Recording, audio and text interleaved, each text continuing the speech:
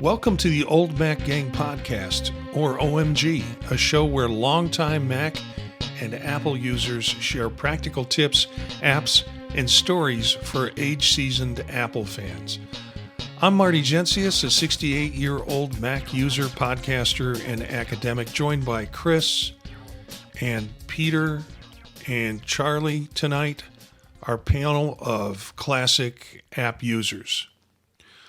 So let's go ahead and do some introductions before we get into our topic. I think this is going to be fun tonight because not a lot of heavy stuff.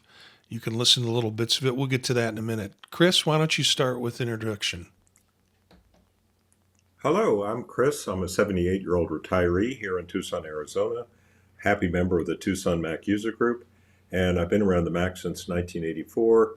I worked a lot with Apple user groups and Apple itself, and then did some university IT before I retired and moved out here. And we have a really fun group, and I always enjoy learning from these guys and sharing what we do. All right. Peter. Hi, I'm Peter. I'm a 73-year-old Apple enthusiast from Bay Village, Ohio, also a retiree. I have a wide variety of mostly current Apple gear and many accessories. And I don't think there's anything better than learning one or two good ways to use what I already have, except maybe learning about gear and gadgets that I don't have, but wish I had. And I'm happy to be here with this gang to do all that. And Charlie. Yeah, this is Charlie Lindahl, and sorry about the video here. I'm about ready to get my switch to my Mac in a minute. Anyway, I'm a 70-year-old in Houston, Texas. I've been doing Apple stuff since 1984. I have an M1 and M1 Pro laptop, and I'm very happy to say I have AirPod 4s, which I love. And All right. I really enjoy being with this group.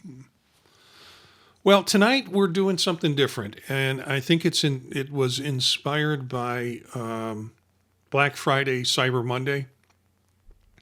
And I didn't necessarily say, tell us something interesting you found on Black Friday or Sunday, Cyber Monday, but you could suggest that some of these things could be good gift items or good things, even if they're gifts for yourself. So the way I set this up tonight was each of us will give 2 application picks and 2 hardware tech picks. And so we're going to start with the whole panel doing their first app pick. And we will start with Chris. Yeah, so my first app pick is called Project Indigo, and it's a substitute for the Apple Camera app, and it's from Adobe.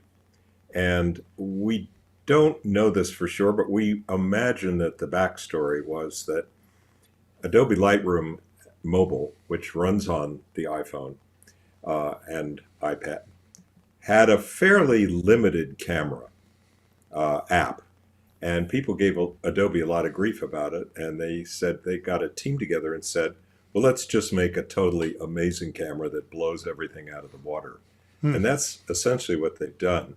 This is not necessarily a primary camera for people because it takes a while and it's more for advanced users of cell phone photography.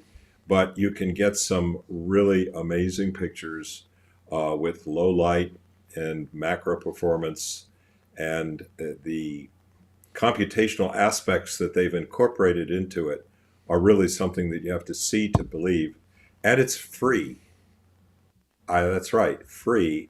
My second favorite camera is from the Leica folks, from Leica Cameras, and that one's $70 a year.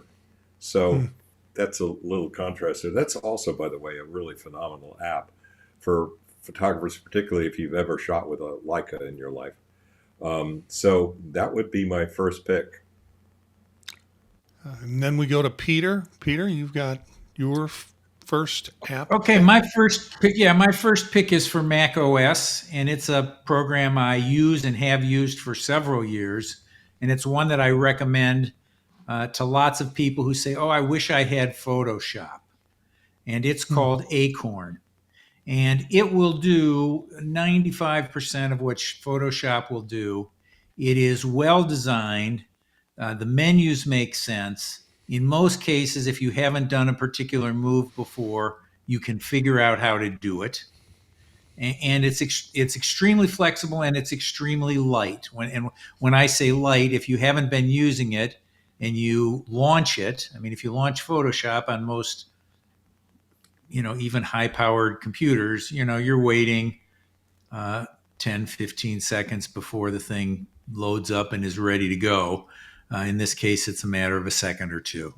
So Acorn is what I use, and I've also used another one called Pixelmator, but I've used both of them for years, and I would rank this one as definitely better, easier to use. And when I've given it to people, they are always delighted with it. So Acorn has been around for a long time and is a great app. I mean, I don't dabble much in graphics as much as other folks do, but I remember having to find something and hopefully find something free, and that was Acorn, instead of paying the price tag for the other. Have you done anything with Affinity at all, Peter? I have used Affinity. Affinity is not as easy to use. Acorn is not free. Affinity is free, and Affinity has just been rejiggered. So what experience I have with the older Affinity, I need to look at their new version that's sort of an on-ramp to Canva. But I can't really comment on that. Yeah. Okay.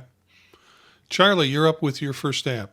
That as an app is because at home, oh, wait a minute. I'm sorry about the camera. At home, I have a Roku and I like to play it late at night, and my stepson doesn't like the volume. And the Roku lets me connect my AirPod to the Roku, and then anything I play on the Roku comes through the AirPods. And that's the major reason why I use that app. What was the second one? It's in the show notes. We'll get to the second one in the second round. It is the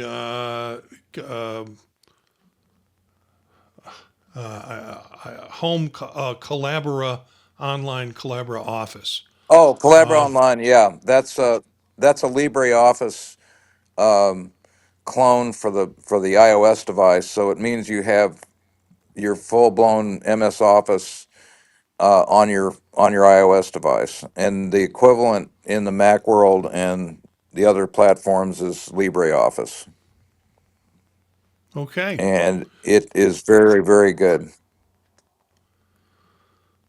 All right. We'll go to my first app, which was something I discovered this weekend. I was in Chicago. Well, no, I was in Champaign, Illinois, wanting to go to Chicago.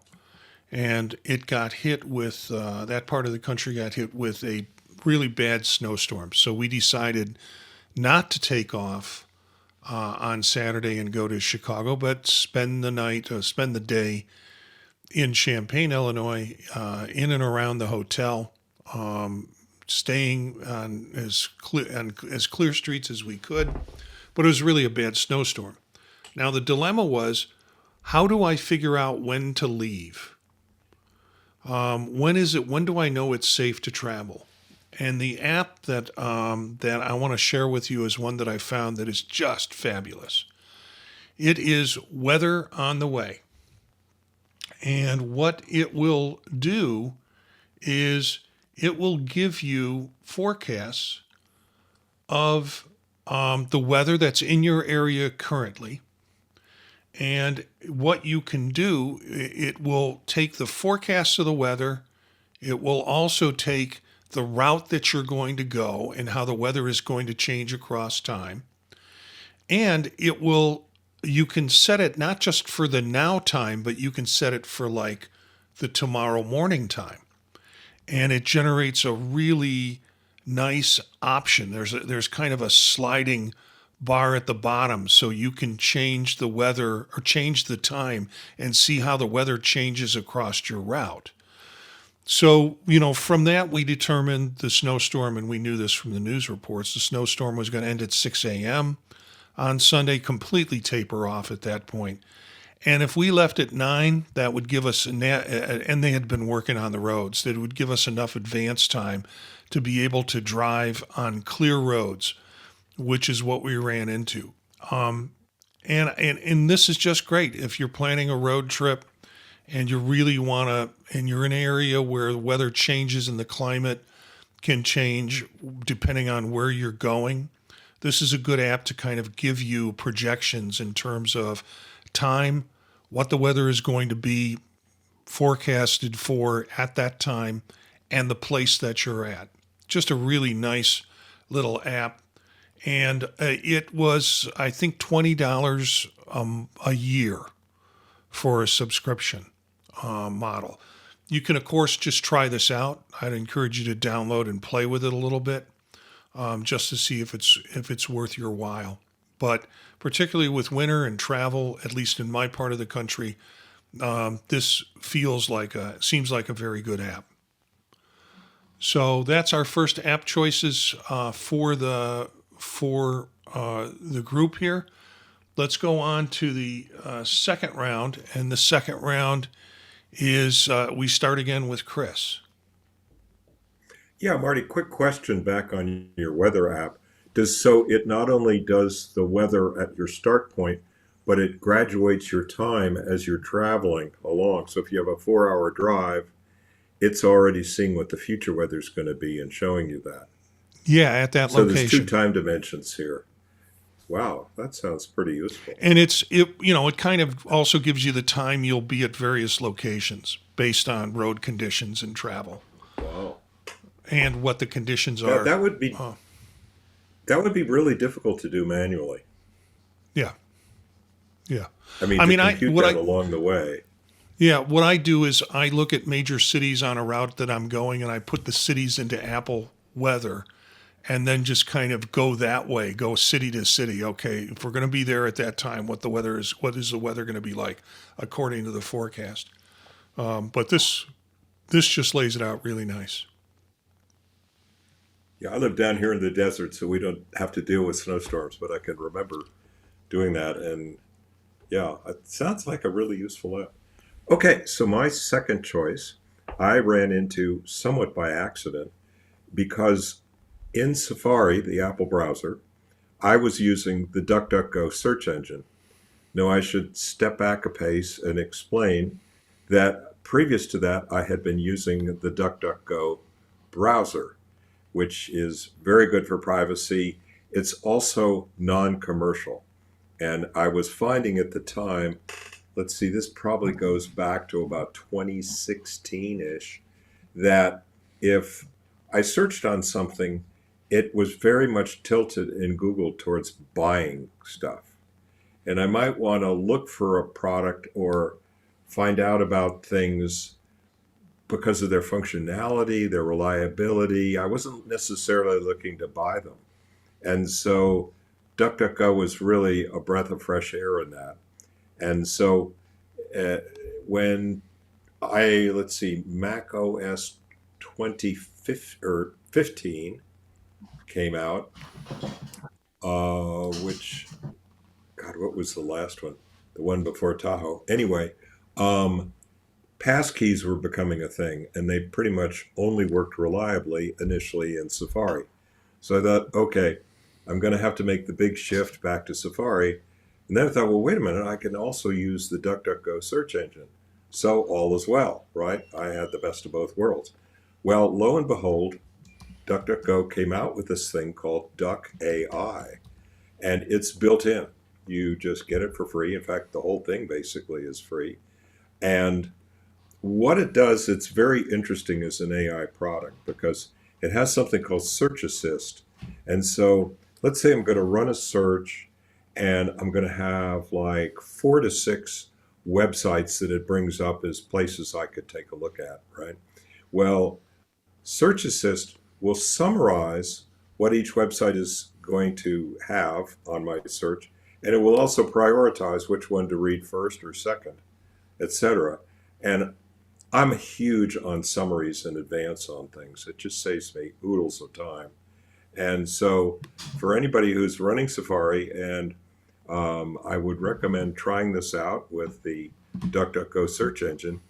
And um, the other thing is, it's I also have a ChatGPT Plus account, the $20 a month one. And this is separate from that. This is just lightweight searches with a little AI to help you out along the way. None of it's kept; it's all thrown away. And so, for little searches and things that you might want to do that you're not going to go into ChatGPT, it's not worth saving, but you just got a couple of quick questions. It works great. So I've seen some discussion about I'm not sure if the DuckDuckGo search engine works in other browsers, but maybe there were difficulties. But at any rate, what my comments are purely focused on Safari and the DuckDuckGo search engine. What's that? Hope that helps. But anyway, Okay. Peter?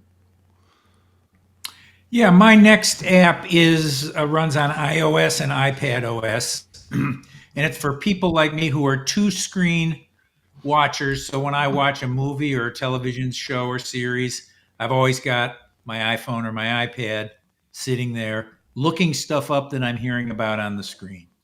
In the case of the news, that might be Wikipedia or something like that. But in the case of narrative television or movies, I'm always interested in, where did I see that actor before? What else have they been in? And there are websites you can go to like IMDb. And what Callsheet does is it scrapes that website and other similar ones and puts the information together in a very clean interface that has no ads, no clutter, and it does some filtering. So sometimes just looking at information about a series might give stuff away. So I might be watching some detective show and I see that the two principal detectives are in 8 episodes, but another prominent character is only in 4. So I'm going to know right away they've been killed off partway in. You can turn spoilers off. It also integrates with other things like Just Watch or other things that find where things are being shown or where you can purchase them. So it does searches like that. And occasionally there are some elements of the places it goes to that it can't scrape and reformat as nicely, and it will put you on the appropriate page of IMDb and then allow you to back out of it. So anybody who likes doing that. Oh, and the other thing it does that's really, really cool that I like is if you look at an actor's, the page for the actor, it'll tell you what age they are now. If you look at that actor's capsule in a movie, it'll tell you what their age was when the movie was shot. And I find that, a very interesting, neat thing, calculation that it does. I guess I could do the calculation, but I like that. Yeah, it's pretty cool. I know outside of this venue, you have talked about Callsheet before, and I'm doing the podcast now on old movies, and Callsheet is an excellent resource for that. Charlie, you already talked a little bit about Roku and the Roku app in the previous round. Is there anything else you want to add about that? No, not really. I'd just say about the Roku. One thing that's nice about it is you can fire off the app, then you can I can put my ear pods in, and from then on I can just use my Roku remote. From then on, I don't have to mess around with my phone or anything. So it's kind of a nice little feature. And as I said, it's helpful with my stepson not having to hear what I'm streaming it to in the morning. Anyway. Okay, we'll go to my second app, and it is something that Peter and I have spoken about before in our mug group, but I am finding that I'm just kind of enjoying this. I put it on my computer prior to giving my lectures tonight for class, and up came Festivitas, which is the app. It is at mac.festivitas.app. And what it will do is it will put Christmas tree lights around your top menu and also around your bottom menu too. And one of the things you'll notice about it is as you move your mouse like up to get something in the menu, the lights push away, so you can do that. But that's not all. And I don't know if they have the version yeah, there it is. For those who are watching the video, you can also start the snow falling, and you can have that falling on top of your windows or falling below your window. Also noticeable, someone said, if you move your mouse over to the screen where the snow is falling, the snow will avoid the mouse. It like gives a open area, and again, it's an interesting part of the activity. You can also set up widgets, so when or shortcuts, so when it is snowing outside, it starts snowing on your screen. It's just a little fun for the holidays. The other thing about this is, I guess you would call this donationware. The guy's been doing it for a while. The current fair price is £4, which works out to be just around $5 in US dollars. And he's been doing this for a while, and it's nice to support him. So look at a fair price that you can offer him for the app. Peter, do you have anything to add to that one?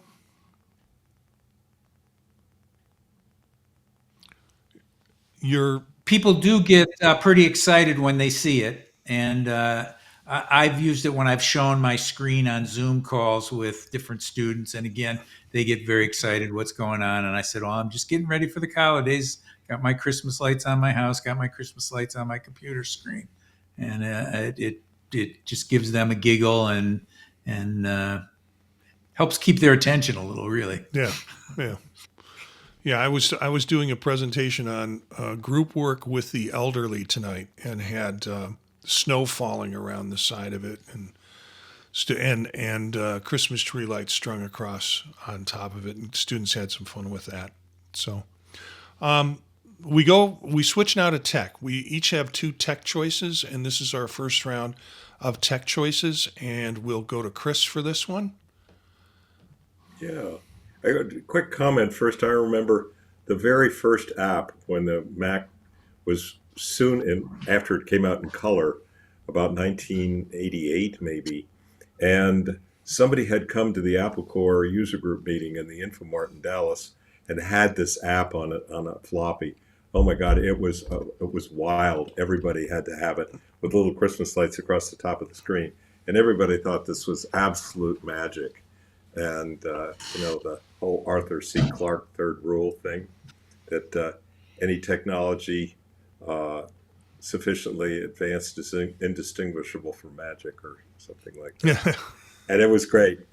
I remember that. I mean, and we all went home with Christmas lights on our Mac, because of course with the 128K Macs or the classic body thing, we'd all bring them in our bags, and so to user group meetings, so everybody would have their computer. That was crazy. Great days. So my first tech item, I'm looking at it right now. It's holding up my iPhone as a continuity camera on the top of my monitor. And the credit for this goes to Melissa Davis in the Tucson Mac user group, because she was the one that found this. And at the time I thought, I don't know if I need this or not. And I have this, $30, $40 webcam from China, and it's lousy resolution. And the first time I tried this thing, I thought, oh my God, this changes everything. And if you haven't tried the continuity camera, and you do a lot of Zooms and meetings online and have your picture and so on, you really owe it to yourself to try it out. And this is a very simple stand, and you can, as you see, you're aiming your cameras basically at yourself.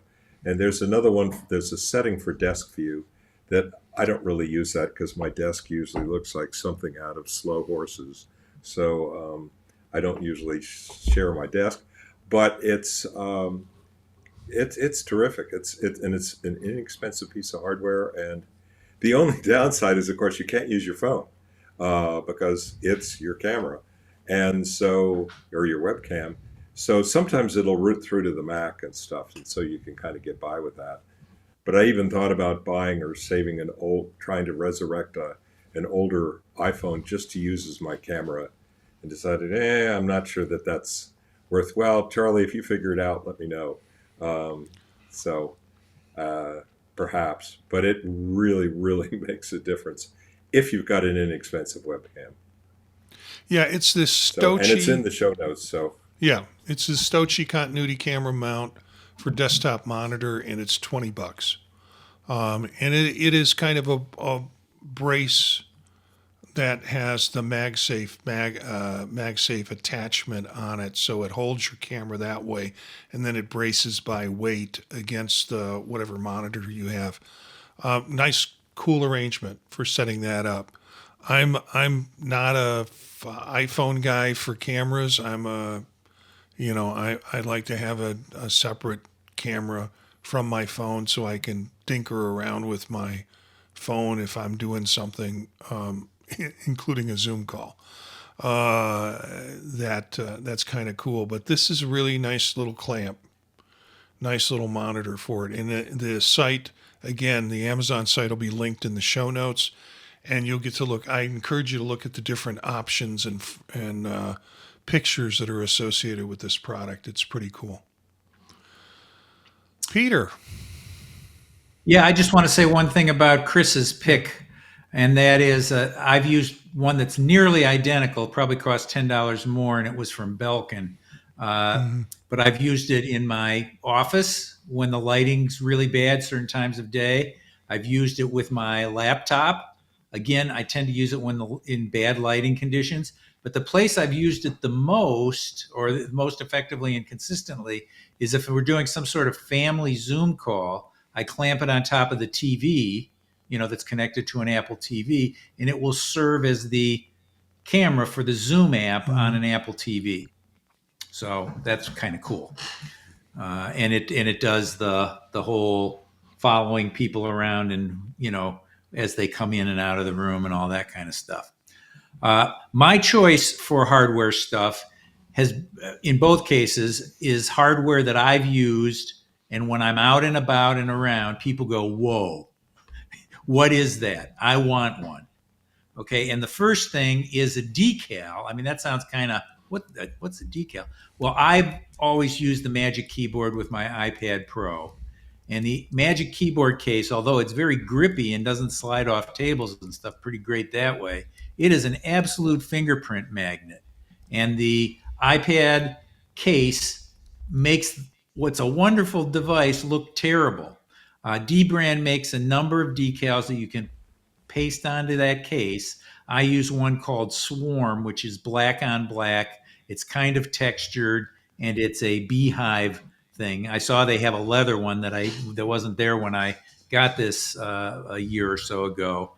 But they have a lot of different designs, and I think they just turn the Magic Keyboard case into something that's as spiffy as your iPad Pro really is, and I love it. So and Apple's people at my local Apple store have gone and gotten them, because when I've come in there and been playing on my iPad as I was waiting for service or to talk with them, they go, "What is this? This looks like so much better than a than a Magic Keyboard does." So they glomped on it too.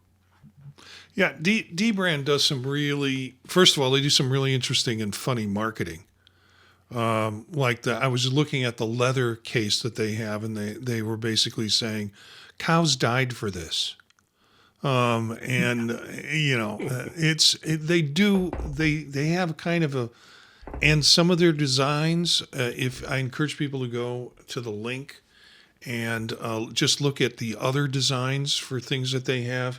They put together that looked like Swiss cheese cover for the Vision Pro, which protected the Vision Pro and also allowed it looked very, very wild, but allowed all the optics that are in there to permeate to the outside world because it's not a cover. It's got holes where the cameras are.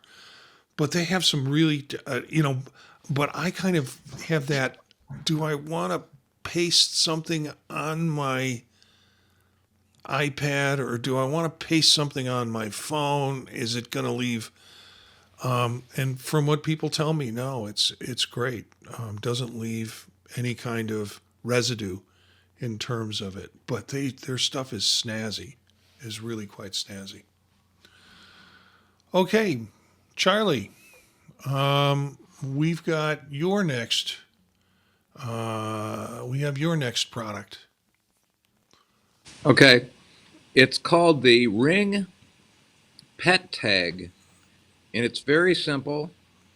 And I wish I'd had this. My cat ran away for 4 days, and it was driving me nuts. And I bought these for my dog and my cat. And what it is it's just a very simple tag that you can attach to the collar that has a QR code on it. And you download the Ring app and register it, the QR code, and then you can record your address, your phone number, and details about the animal on that QR code. So it doesn't have any power at all. It's just a tag that sits on the thing.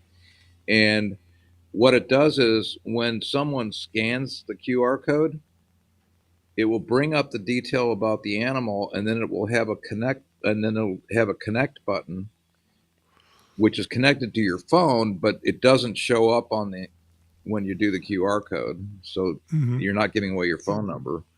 And when you click connect, it will call me on my phone.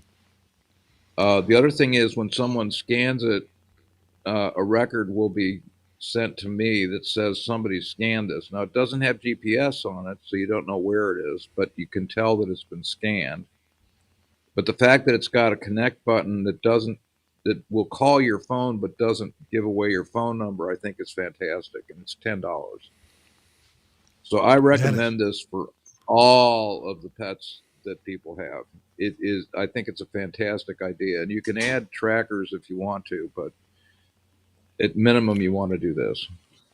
Yeah, it's very cool because it uses a sort of a baseline technology very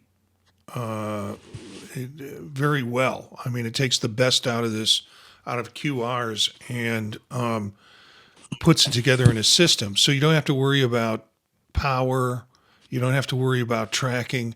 My dog is chipped, but I don't know many people who walk around, if the dog gets lost, they have to take it to a vet to get the thing scanned to find out with the chip. This thing is more kind of direct, which is really pretty cool. Yeah. I currently have a collar that the dog constantly wears that has my telephone number on it. I mean, it's that you order it with the dog's name and the telephone. I have that. I have that too. Yeah. I have that too. Well, actually, I didn't put the phone number on it. I put her name on it. But the fact that it has the anonymity built in, I think is pretty cool. Yeah, it is. The link will take you to the page with all different kinds of options and offers with it, in combination with the Ring indoor cam. So you can you can look at this, but the tag is essentially $10, and and that's quantity one. Yeah, and two pet tags will be 18 from what I'm looking here. So I mean, you essentially get the device. That's your QR code.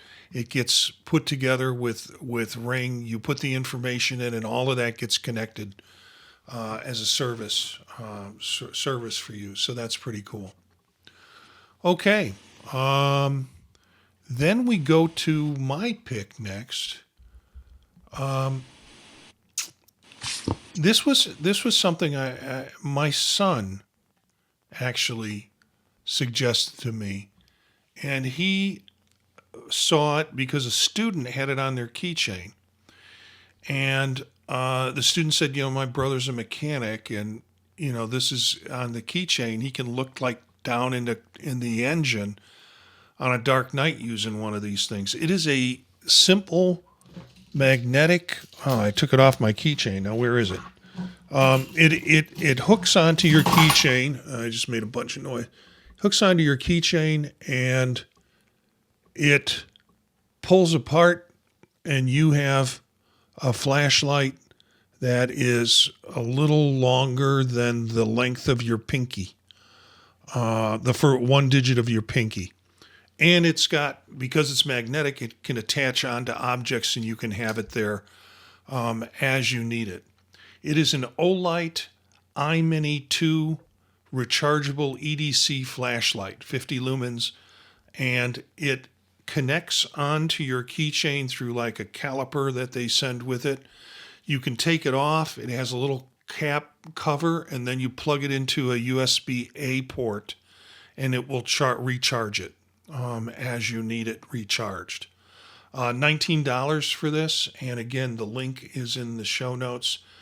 Take a look at it. It'll probably, the site will probably give you a better idea what it does than what I've just done through my verbal description of it.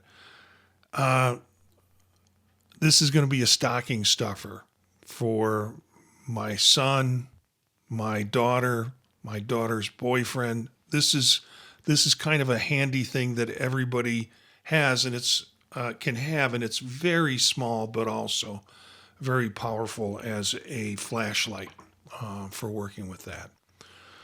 Okay, so that's our first round of tech. Our second round of tech, again, starts with Chris. And Chris, tell us about what you have. Well, my I guess my fourth pick for tonight, my second tech pick, is a magnetic stand will sit on your desk. It contains there it is. And when I first saw this at the Apple Store, it was on sale. I think it was an old model. What you're seeing here on the screen is the newer model that will also charge AirPods. My original one doesn't do that. But I got the stand. I thought, I think for $43, this will be worth it, or whatever it was. And I was upstairs having lunch with my wife, and I realized, it doesn't stick to the back of the phone. I need to put the charging puck in there. So then it ended up being more like $72 by the time I bought the MagSafe charging thing. And I was a little disappointed. I brought it home, and I put it on my desk, and I tell you, I use it every day. And I usually have a magnetic stand ring on the back of my phone, and I take that off and put it on there. It's great. It's perfect. It sits right there, and I don't have to worry about touching it, and I can use my stylus or whatever. And it also charges the phone if I want it to. And if I don't, I just unplug the that cable so that it's not charging for, to run the battery down unnecessarily on the iPhone. But, if you don't have a stand for your phone, I mean, there are a lot of different ones. Some charge, some don't. This is very simple. It's kind of an elegant, very simple Apple-like design. And I just find it highly useful for a lot of work. And I should mention that, I spend usually an hour or so a day on Duolingo doing various languages. And that actually works best, the whole Duolingo app, game thing, whatever you want to call it. That metaphor works much better on the iPhone than it does on the iPad or on the Mac. So, as seasoned Duolingo users probably know, and it's perfect for that. You can just adjust it, and it's very handy gadget. I wouldn't be without it. Yeah, and it looks like this device doesn't require a separate puck. One may not. It may be built in now. Yeah. Yeah, I've got one sitting on my desk, not one of these, but another brand that doesn't have the puck as part of the arrangement. I also have another one, an old Belkin one, that has to have the puck. I think probably the puck charger is a little more efficient than the device that I have. But yeah, I'm sitting at my desk most of the time, and that's where my phones sit for that purpose, And so I've got two devices and two phones with this arrangement. This is a 12 South high-rise 2 deluxe 2-in-1 wireless charging station for Apple devices. Key 2 MagSafe charger, fast charging stand for iPhone 15, 14, 13, 12, Pro and Max Series, AirPods Pro, and it comes in a variety of colors. And it is set for ranges between $60 and $80 in terms of the availability of it. So the puck, I think, is probably built into it in that way. But a nice choice. 12 South is a very good a manufacturer, and they do some beautiful stuff. Not just with this, but with other types of stands and with cases and things like that. They do some really great stuff. So, Peter, you're up next. Well, my product is also a 12 South product. It's one for my MacBook. And it's one I've been using for 10 or 12 years, since my first MacBook Retina. It is a thing that you set your MacBook in when you plug it into a station where you might have a screen or screens or disk drives or whatever else you might be plugging your computer in. It makes it so that it doesn't take up a lot of space on your desk, gives it lots of ventilation. So if you're doing something heavy duty, the airflow is going to be very good, and you're going to have lots of radiating surface. And the one I got has continued to work for my original Retina MacBook, my M1 MacBook Pro, and my current M4 MacBook Pro. If it got any thicker, or if I used a case, which I don't, I probably need to get the BookArc Flex, which will fit any size computer. I mean, any thickness computer. It's designed a little bit differently. It looks a little different. Maybe some people think it's cooler. But when I get my M6 MacBook Pro in a couple years, I may upgrade to the Flex. But by then the chips are so thin that you won't need the larger. It could be. My bet is that the M6 is going to be a teeny bit thicker than the current one, but I could be wrong. Yeah, and pricing not substantially. Yeah, pricing is $19.99 for the device, so that's not bad at all in terms of that. And in terms the Flex is twice that much, so it's a little more expensive. All right, next option goes to Charlie. Charlie, you're looking at Travel Essentials 4-in-1 iWatch and iPhone charger. Why don't you tell us a little bit about that? Well, it's just nice to have a single cable that does everything. It has the watch on it, the micro USB, the USB-C, and Lightning on it. So you only have to worry about carrying around one cable. And the only problem I've had with it, I used the heck out of it, and it wore off at the USB end. It actually fell apart, and so I've 3D printed some little sheaths on it. But it's just really handy to have one cable you can carry around and get everything. So yeah, and it's a great price for this, $9.99. It's Travel Essentials 4-in-1 iWatch and iPhone charger.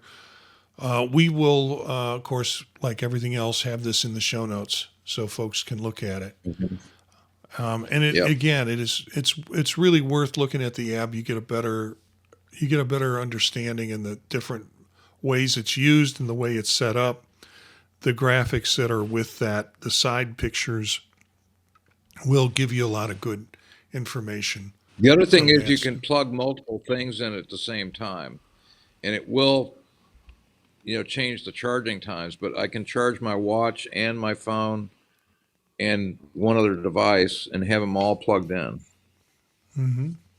Yeah. which is, I don't know, I don't use it very often, but it's kind of nice to have that capability. Okay. Last product I get to before we close out, and this product I heard about actually on a show where they were talking about gifts you might want to get for Christmas. And then I had another colleague talk about the device, and I thought, this is, let's be clear, I am a Magic Mouse lover, and there are a few of us around in this world. I could never understand why anybody who wants using a Magic Mouse would want to use any other mouse in the world. But I heard so many people talk this mouse up that I had to go ahead and pick one up. It's the Logitech MX Master 4 for the Mac.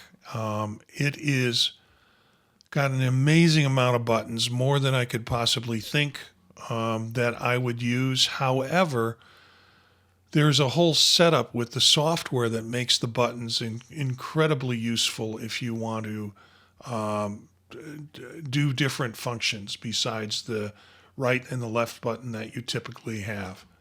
It is $120, so it's a little pricey, but not too pricey as a mouse goes, or good mice go. This has haptic feedback too, so you can set that design up so you can feel it in your thumb as you do different things or trying to get responses. Has a good scroll speed. And this is the one that sold it for me. And it was a matter of traveling and going to a hotel room where I had an old desk with a glass top on it. And the Magic Mouse doesn't do well. Most my optical mouses don't do well on glass. And I've gotten in scenarios that have been just frustrating with me when I travel.